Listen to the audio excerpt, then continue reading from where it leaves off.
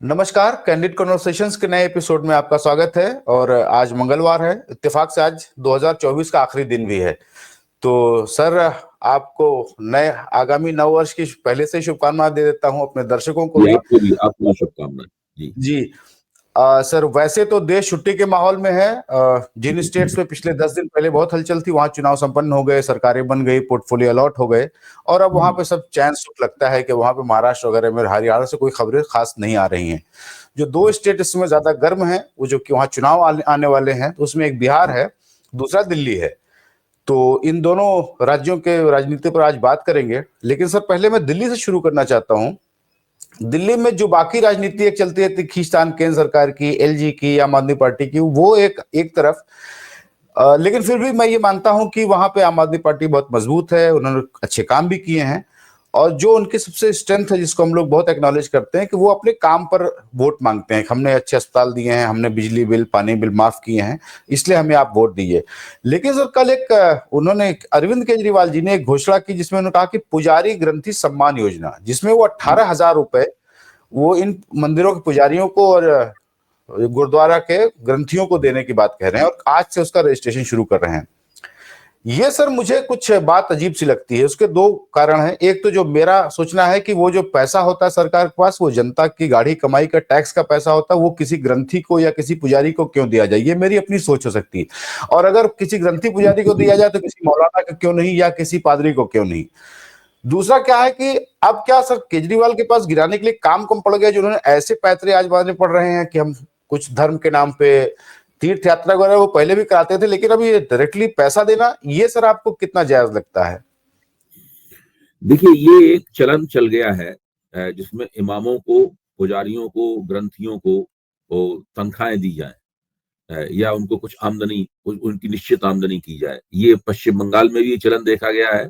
अभी महाराष्ट्र में भी मदरसों के टीचरों को, वो जो तकरीबन धार्मिक टीचर ही होते हैं, कुरान ही पढ़ाते हैं वो एक तरह से, मदरसों के टीचरों को महायुति सरकार की तरफ से एक तनख्वाह घोषित की गई थी। आपको ध्यान होगा, उसकी काफी चर्चा भी हुई थी कि अजित पवार की कॉन्स्टिट्यूएंसी है, अजित पवार की कॉन्स्टिट्यूएंसी को फायदा पहुंचाने के लिए कदम उठाया गया है।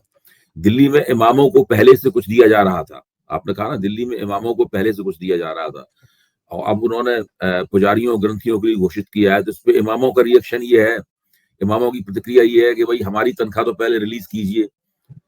तो वो ये मसला है जो आप बात कह रहे हैं।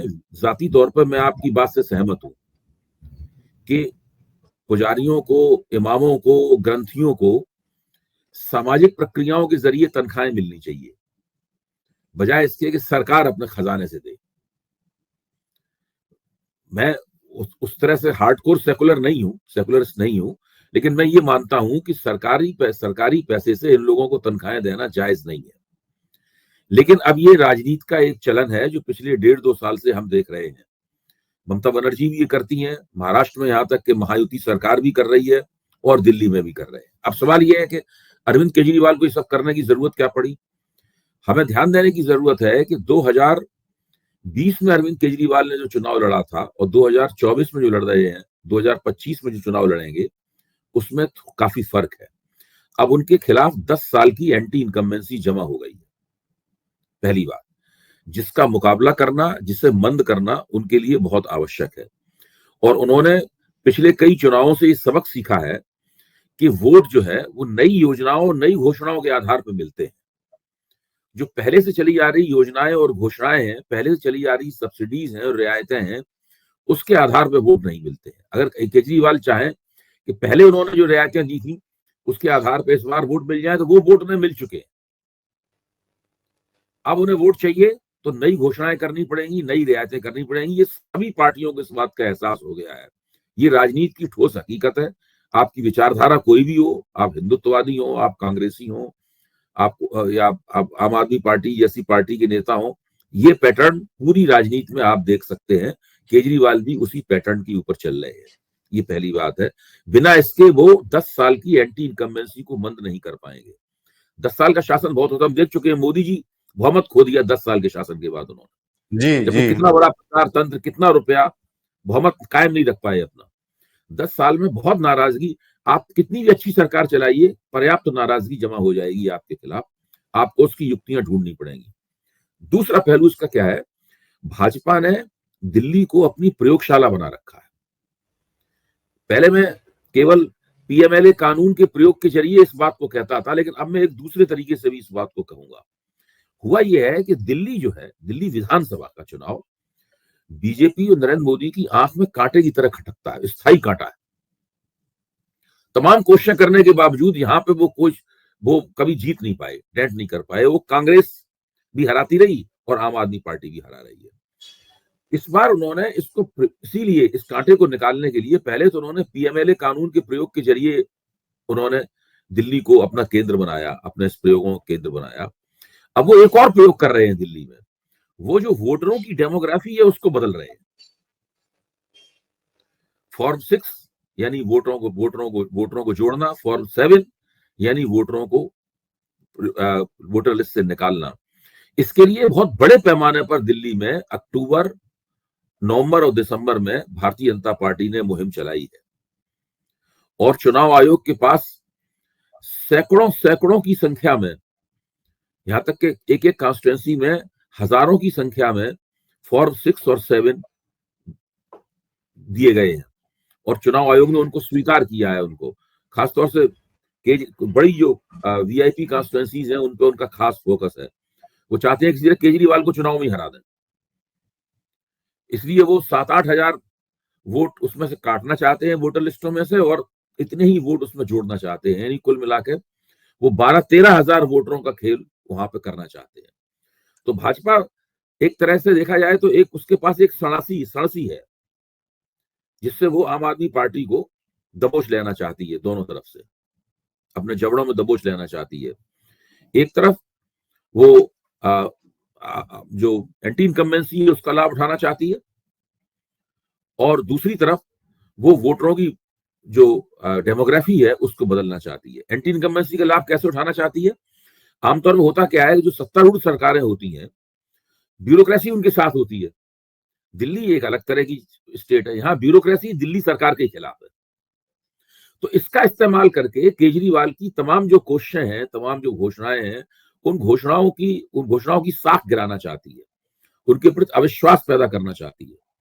और इस काम में कांग्रेस भी उसके साथ आ गई है, क्योंकि मोटे तौर पे सभी समीक्षक इस मामले में एक मत है कि कांग्रेस के आला कमान को लगता है कि अगर दिल्ली में आम आदमी पार्टी हार जाए चुनाव, तो उसका केंद्र जो है मर्म दिल्ली है उनका। हालांकि दिल्ली पूर्ण राज्य नहीं है, दिल्ली से ही सारी ताकत फूटती है आम आदमी पार्टी की, मतलब तो वो उस ताकत को कमजोर कर देना चाहती है ताकि आम आदमी पार्टी ने पंजाब में जो प्रसार किया है या और जगहों पे आम आदमी पार्टी जो छापे मारती है वो सब उनका हिल जाए, पूरी योजना उनकी गड़बड़ा जाए। तो एक बार दिल्ली में हार जाने से आम आदमी पार्टी की साख गिर जाएगी, फिर पंजाब में भी कांग्रेस वापसी कर पाएगी। कांग्रेस और यहाँ पे इस तरह के आरोप लगेंगे कि भाई आप बीजेपी के साथ साजबाज कर रहे हैं, तो वो आरोप थोड़े दिन रहेंगे, उसके बाद उनका राजनीतिक लक्ष्य पूरा हो जाएगा और हो सकता है कि दिल्ली में कांग्रेस की वजह से भाजपा को जीतने में मदद मिल जाए। लेकिन उन्हें इसकी परवाह नहीं है, वो पंजाब में अपनी गोट लाल कर लेना चाहते हैं, इसलिए ये पूरी योजना चलाई जा रही है।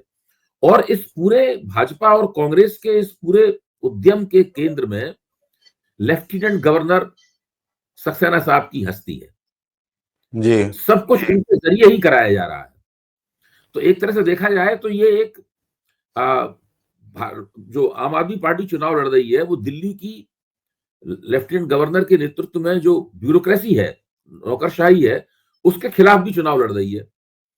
उसने अपनी जो गलतियां की हैं पिछले 10 साल में, उन गलतियों के खिलाफ भी चुनाव लड़ रही है और उसकी पूरी कोशिश है कि कांग्रेस किसी भी तरीके से 4.25% जो पिछली बार वोट मिला था कांग्रेस को, उससे एक भी वोट उसको ज्यादा न मिल पाए। देखिए पिछले चुनाव में कांग्रेस को 4.25% वोट मिला था, जो तकरीबन 0 के बराबर था जी। और लेकिन भारतीय जनता पार्टी के 6% वोट बढ़ गए थे पिछली बार। 6% वोट बढ़ जाने के बावजूद आम आदमी पार्टी और भाजपा के बीच में 15% वोटों का फर्क था। अब ये एक बहुत बड़ा फर्क था। इस फर्क को भाजपा कैसे पाटेगी? भाजपा दो तरीके से फर्क को पाट सकती है कि कांग्रेस मजबूत हो, कांग्रेस अपना 4.25% वोटों को बढ़ाए, ताकि भाजपा को रिकवरी कम करनी पड़े। भाई कुछ वोट अगर कांग्रेस छीन ले आम आदमी पार्टी से, अपने पुराने वोट, तो भाजपा को रिकवरी कम करनी पड़ेगी। तो ये सब दिल्ली में चल रहा है, और इसमें पानी किस तरफ मरेगा, आखिरकार किस तरफ पूरा मामला झुकेगा, ये अभी तय नहीं है। हाँ, इस चुनावी होड़ में आगे आम आदमी पार्टी है, क्योंकि वो काफी सतर्क है। जो कुछ भी ये सब कदम उठाए जा रहे हैं, सब पे उसकी निगाह है।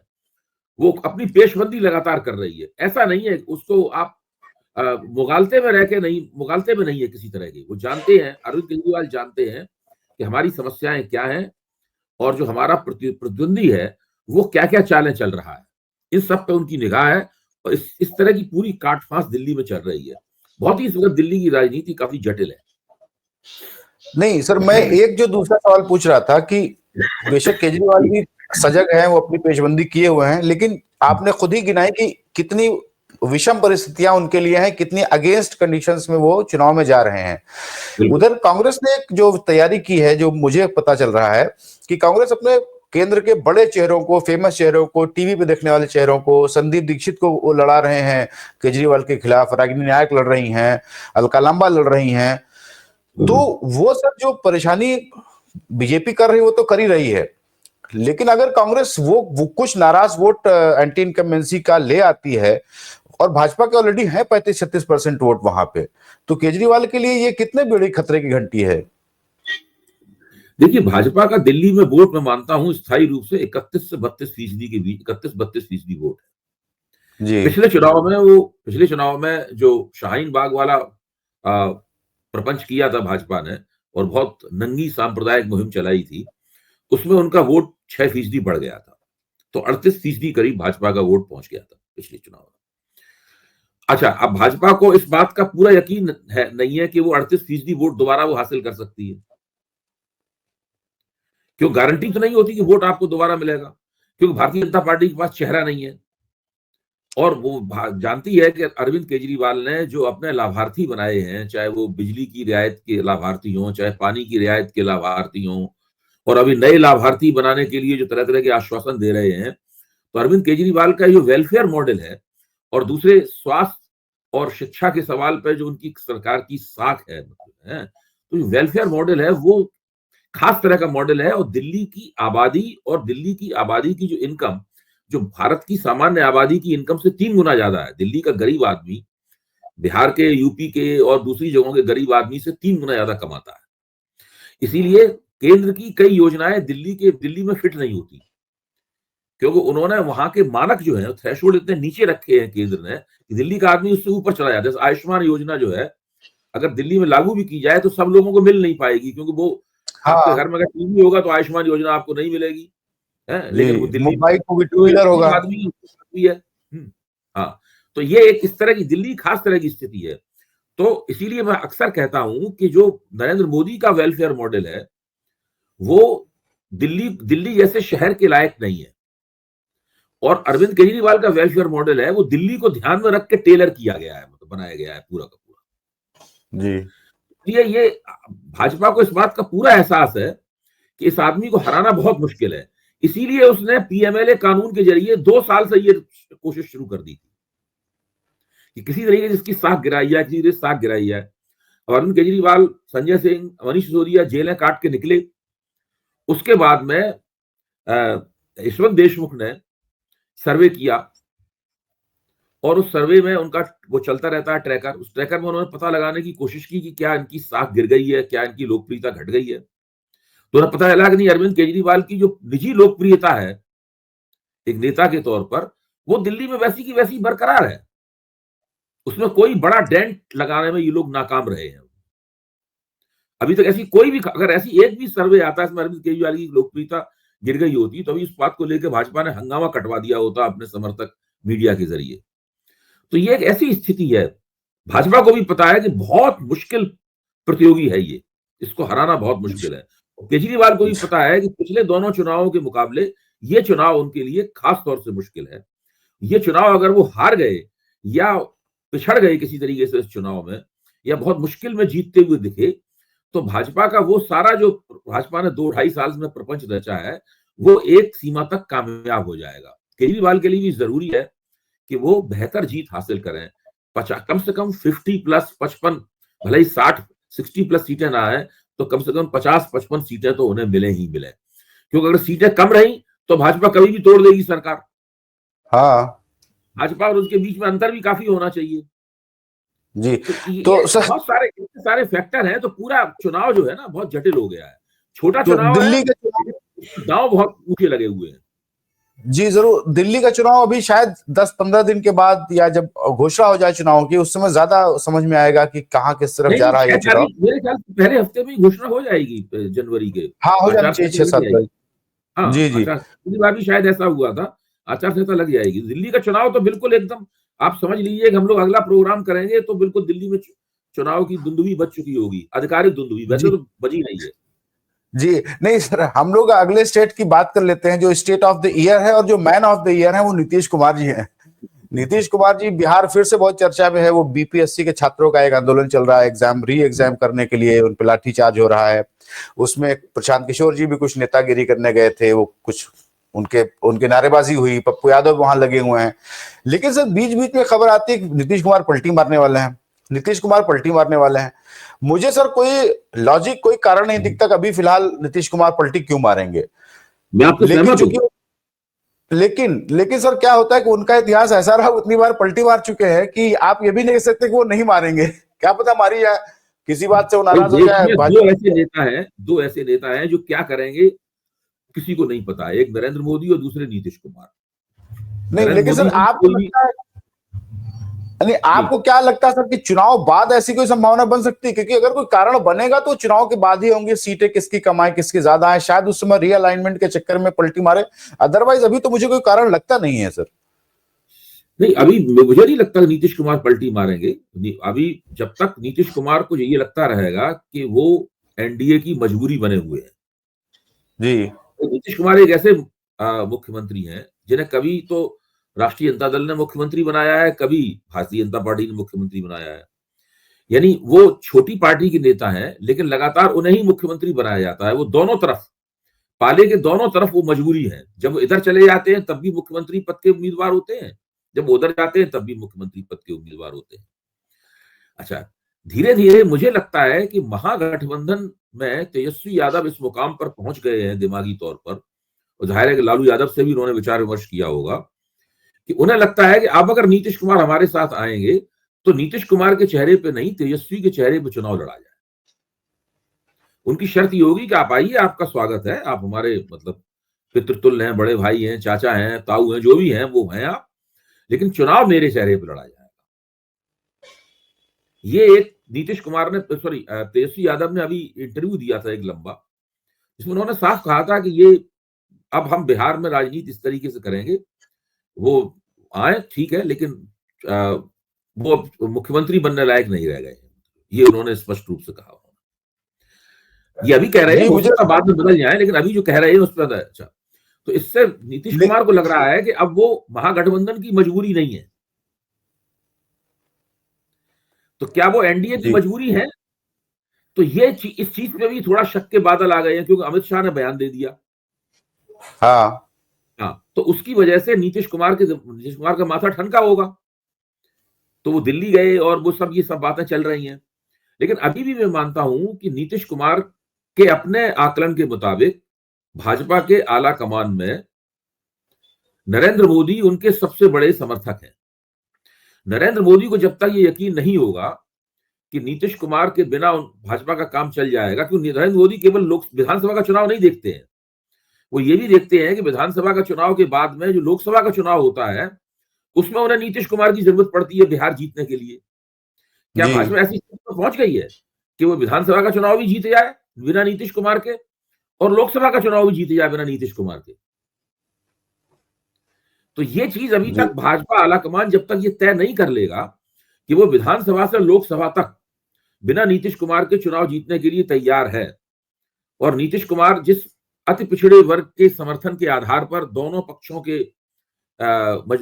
की मजबूरी बने हुए हैं, वो अति पिछड़ा जो है वो धीरे धीरे भाजपा की तरफ आ गया है या काफी कुछ आ गया है, और भाजपा का ऊंची जातियों की पार्टी तो है ही भाजपा, और अति पिछड़ा और मिल जाएगा तो भाजपा वहां पर बिहार में अच्छी सीटें ला सकती है।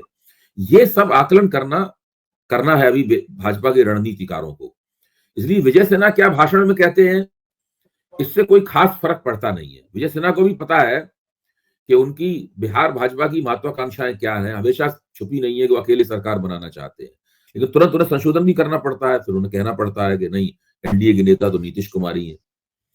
तो अब हर चीज के दो मतलब निकल रहे हैं। जब उनको वो भारत रत्न देने की मांग करते हैं गिरिराज सिंह, तो उसके दो मतलब निकलते हैं। एक तो मतलब ये निकलता है कि नीतीश कुमार उनके लिए बहुत महत्वपूर्ण है, दूसरा मतलब ये निकलता है कि नीतीश कुमार की राजनीति का अंत होने जा रहा है, रिटायर किया जाए।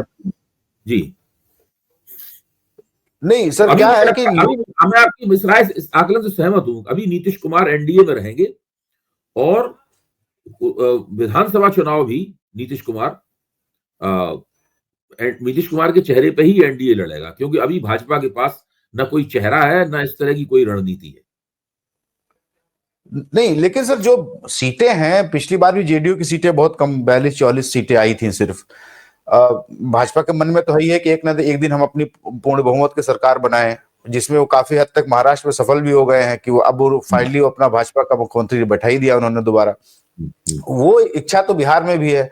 और जो ऐसा लगता है, चाहे वो नीतीश जी का स्वास्थ्य देख लीजिए, चाहे वो लगता है कि अगली बार तो मुख्यमंत्री का चेहरा नहीं होंगे, उनके चेहरे पर चुनाव भले लड़ा जाए, लेकिन वो इतनी सीटें ही नहीं पाएंगे कि उनको भाजपा मुख्यमंत्री बनाएगी। उस समय शायद तुलना इसलिए नहीं की जा सकती ज्ञानेश जी कि महाराष्ट्र में भारतीय जनता पार्टी ने टिकटों के बंटवारे में अपने और अपने सहयोगी पार्टनरों के बीच में एक बहुत बड़ा अंतराल पैदा कर दिया था, और वो अमित शाह ने किया था। अमित शाह गए थे वहां पे, उन्होंने कहा नहीं, हम सबसे ज्यादा सीटों पर चुनाव लड़ेंगे, और बाद में उनकी बात सही भी निकली, और ये बहुत पीछे रह गए थे। देखिए, शिंदे साहब तो उसी वक्त मुख्यमंत्री पद की दावेदारी उनकी ना के बराबर रह गई थी जब उन्होंने मान लिया कि भाजपा इतनी सीटों पर चुनाव लड़ेगी।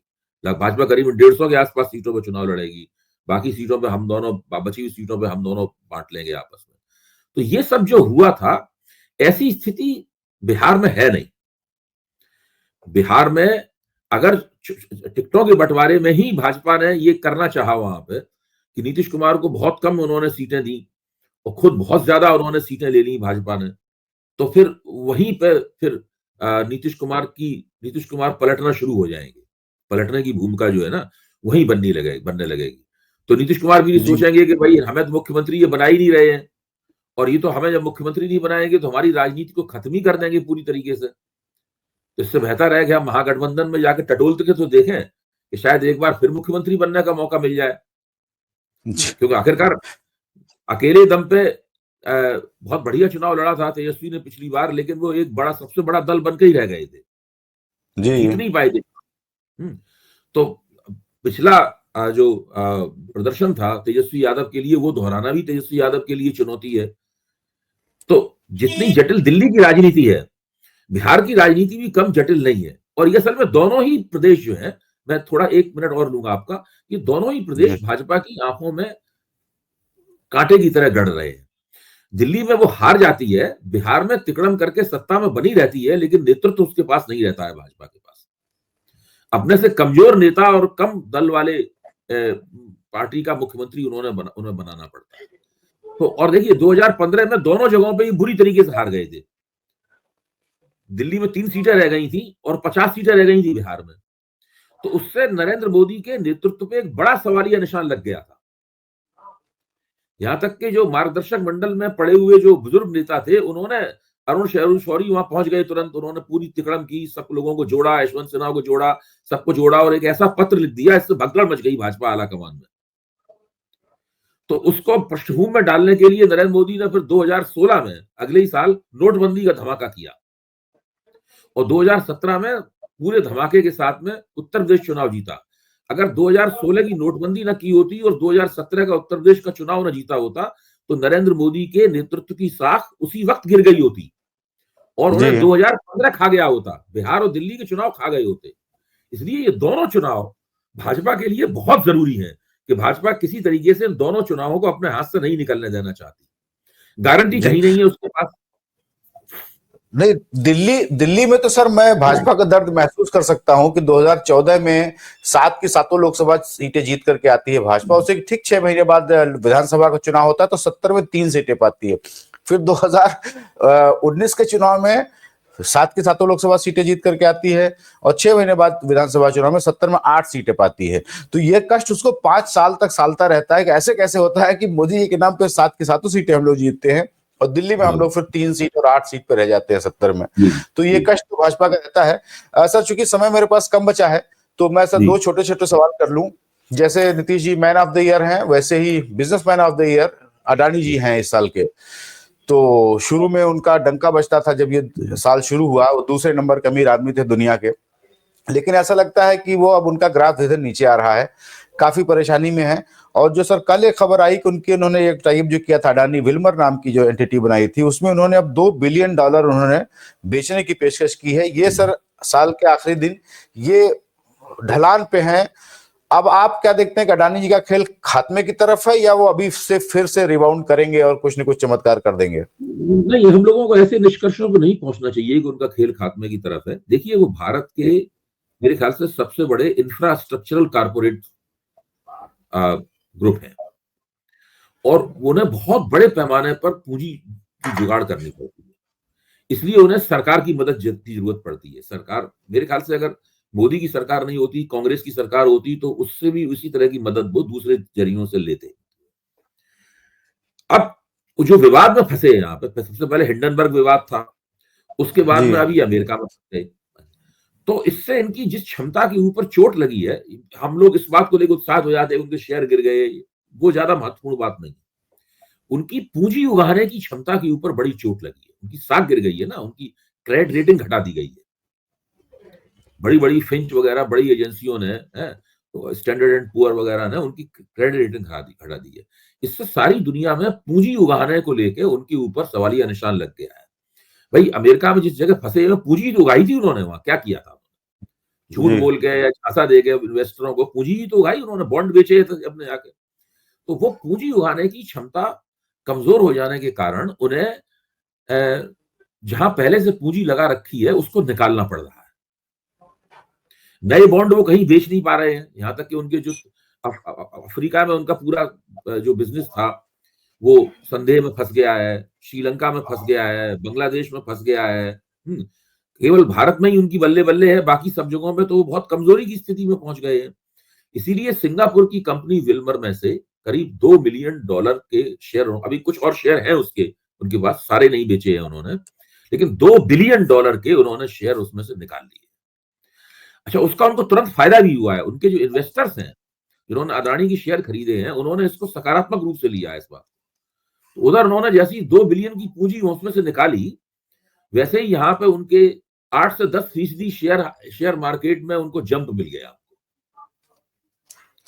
तो एक बहुत बड़ी कंपनी है, बहुत ही विकराल कंपनी है, तो उसके पास बहुत शॉक एब्जॉर्वर्स बहुत होते हैं मजबूत, तो उनके जरिए वो टिकी रहती है। उसके पास, उसको हारते हारते गिरते गिरते भी बहुत समय लगता है, इतना बड़ा कॉन्ग्लोमरेट है मुत्तू। तो इस तरह के बहुत सारे उनके पास युक्तियां हैं जिनके जरिए वो अपनी पूंजी उगाएंगे।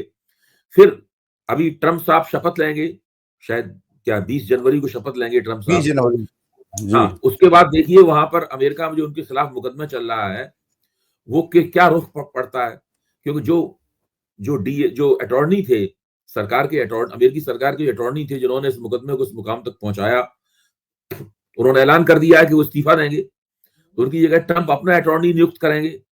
तब वो कहां ले जाता है मुकदमे को, क्या करता है? जाहिर है कि मोदी जी मित्र हैं ट्रंप के और अडानी जी मोदी जी के मित्र हैं, तो मोदी जी के जरिए ट्रंप अडानी के प्रति कुछ हमदर्दी बड़ा रुख ले सकते हैं। तो अगर किसी तरीके से वो अमेरिका में जो फांस है उसमें से निकल आए, तब फिर उनकी बल्ले बल्ले हो जाएगी। और ये काम में बहुत समय लगेगा नहीं, ये 4-5 महीने में इसका नतीजा निकल के आ जाएगा सामने। हाँ, अगर अमेरिका में फंस गए, दब गए अमेरिका में, तो बहुत मुश्किल हो जाएगी। जी, मैं उम्मीद करता हूं कि 2025 अडानी जी के लिए शुभ हो, क्योंकि अडानी जी के ऊपर हम लोग भी अब इतने डिपेंडेंट है, इतना हमारे देश का भी इतना इंफ्रास्ट्रक्चर का काम ले रखा है कि अगर वो गड़बड़ाए तो हमारे यहाँ देश की हालत कुछ गड़बड़ाने लगेगी। तो हमारे खबरों और विश्लेषण के लिए भी उनका बने रहना जरूरी है। जी, जी। तो पता चला कि हम उनके चक्कर में हम लोग हिलने लगे। जी, तो आज के लिए सर इतना ही, हमारा समय हो गया है और अगले हफ्ते हम लोग नए साल में फिर से बात करेंगे और दिल्ली पे सर एक बार सर उस समय विस्तार से चर्चा करेंगे, क्या स्थिति है वहाँ पे। बिल्कुल, और आज बिल्कुल। के लिए अगले बार हम लोग मिलेंगे तो दिल्ली चुनाव पे स्पेशल फोकस देंगे। तो डेटा वगैरह जी, भी उसमें यूज़ किया जाए, दिल्ली में कौन-सी कम्युनिटी कितने वोट कहाँ किसको क्या देती है। जी। लोग कहते हैं ना कि आम आदमी पार्टी ने कांग्रेस का जनाधार ले लिया। मैं मानता हूँ वो तो ले ही लिया, लेकिन उसमें कुछ नए वोट भी जोड़े हैं आम आदमी पार्टी। ज़रूर, भाई ज़रूर। कांग्रेस कभी 50, 55, 52% वोट थोड़ी ना मिलते थे। तो नहीं, वो नहीं, भी सब कभी नहीं। देखना होगा कि वो नए वोट कौन से हैं आम आदमी पार्टी के। तो इस पे और सर हम लोग भाजपा एक बार विस्तार से हाँ, और भाजपा के जो वोट बढ़ते हैं या बढ़ेंगे तो वो कौन से वोट हैं, इन सबको देखना पड़ेगा। ज़रूर, तो क्योंकि आज के लिए सर इतना ही। पूर्वांचलियों को केंद्र करके भी दिल्ली में संग्राम हो रहा है। माना हाँ, जाता है कि आम आदमी पार्टी पूर्वांचलियों में मजबूत है, जी, भाजपा कमजोर है उसमें। जी, जी।